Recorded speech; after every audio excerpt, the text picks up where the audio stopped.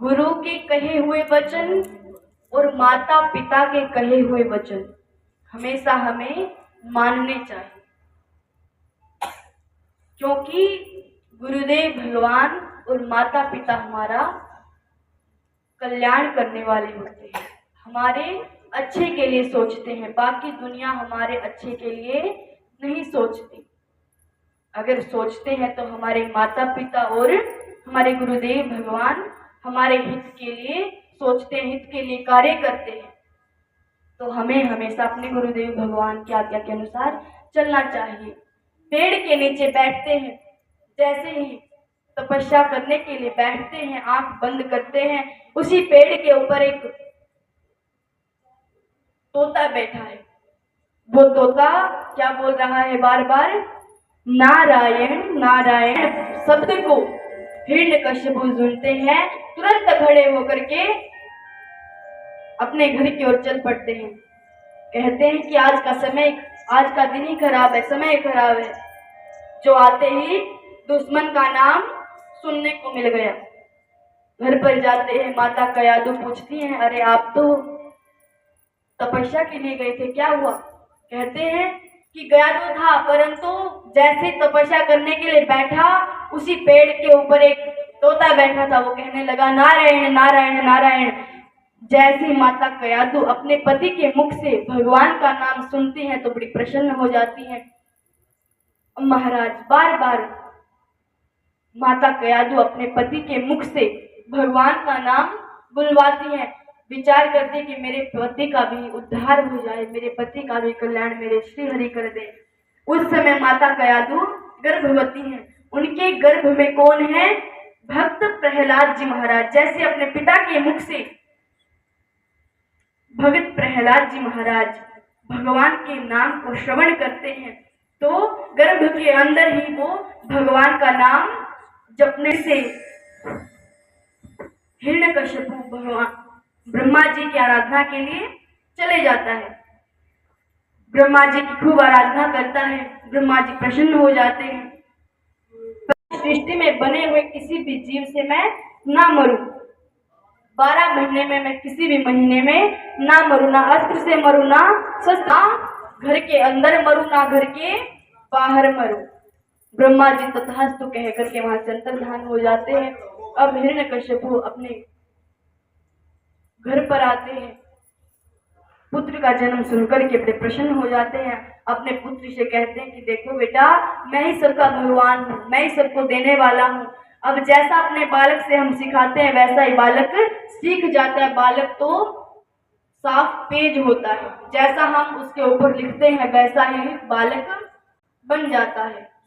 अब महाराज प्रहलाद जी महाराज छोटे हैं, उनसे कहा गया कि बेटा मैं ही सबका भगवान हूँ, तुम मेरी आराधना करो। अब प्रहलाद जी महाराज अपने पिता को ही भगवान मानने लग जाते हैं। एक दिन प्रहलाद जी महाराज अपने राज्य में घूम रहे हैं, वहां पर क्या देख नारायण नारायण।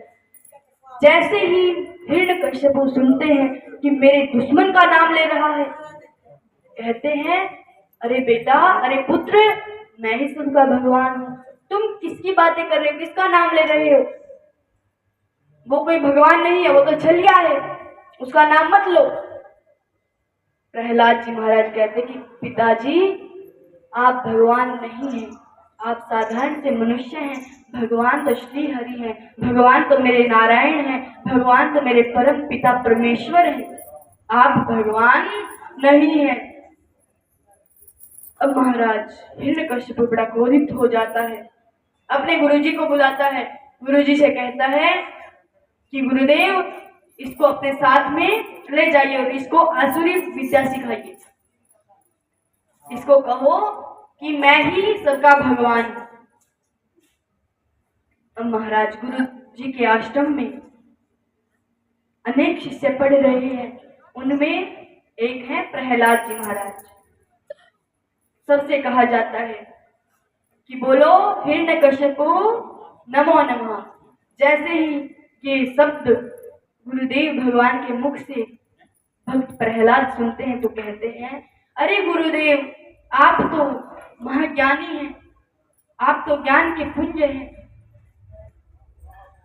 आप ये ना समझो वाली कैसी बातें कर रहे हैं। मेरे पिताजी तो साधारण से मनुष्य हैं। अरे भगवान तो श्री हरि है, मेरी नारायण है, मेरे प्रभु।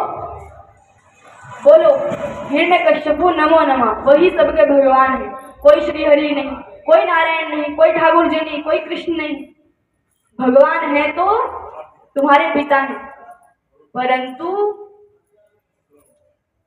प्रहलाद जी महाराज कहते कि नहीं, मैं जानता हूं भगवान तो मेरे श्री हरि हैं।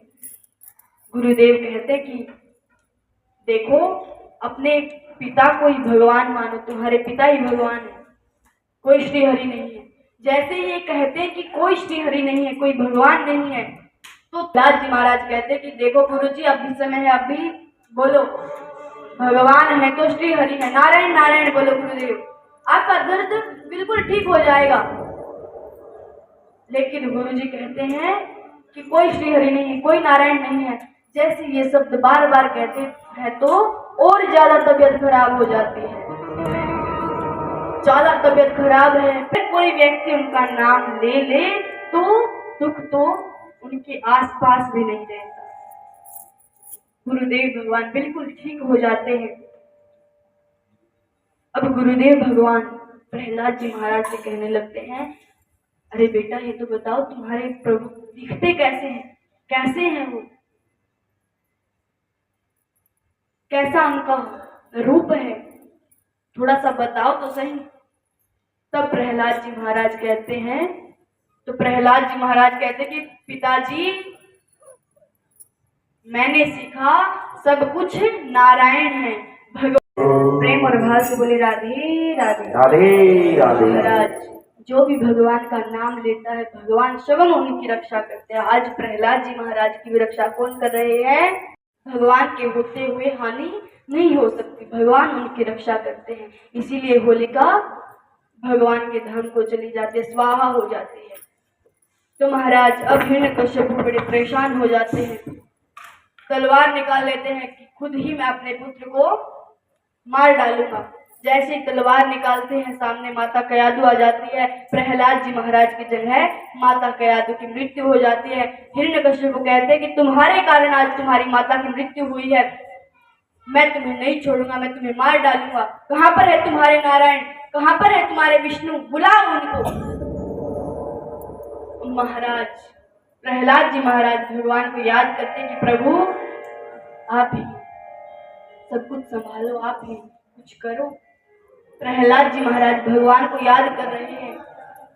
जैसे भगवान को प्रहलाद जी महाराज याद करते हैं, उसी समय साक्षात भगवान श्री हरि विष्णु जी नरसिंह भगवान के रूप में प्रकट हो जाते हैं। बोले नरसिंह भगवान की जय हो। प्रेम और भाव से बोले राधे राधे।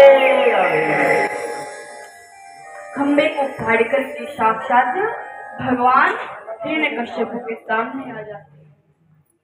भगवान के साथ में हिरण्यकश्यप खूब देर तक युद्ध करता है, परंतु भगवान से कौन जीत सकता है। भगवान अपने गोद में लेते हैं हिरण्यकश्यप को और एक घर की दहलीज में बैठ जाते हैं।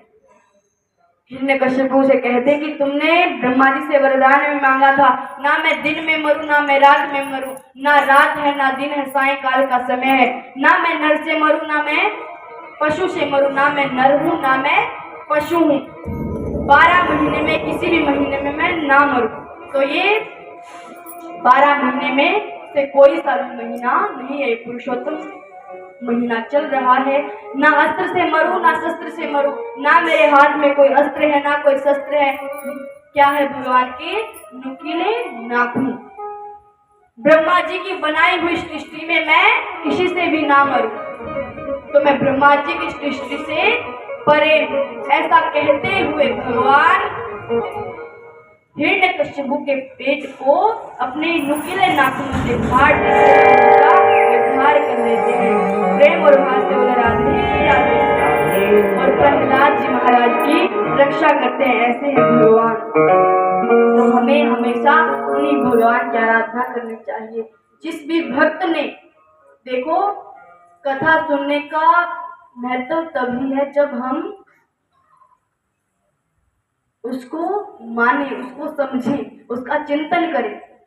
भगवान के कहे अनुसार हम यदि चलेंगे तो हमारा कल्याण जरूर होगा।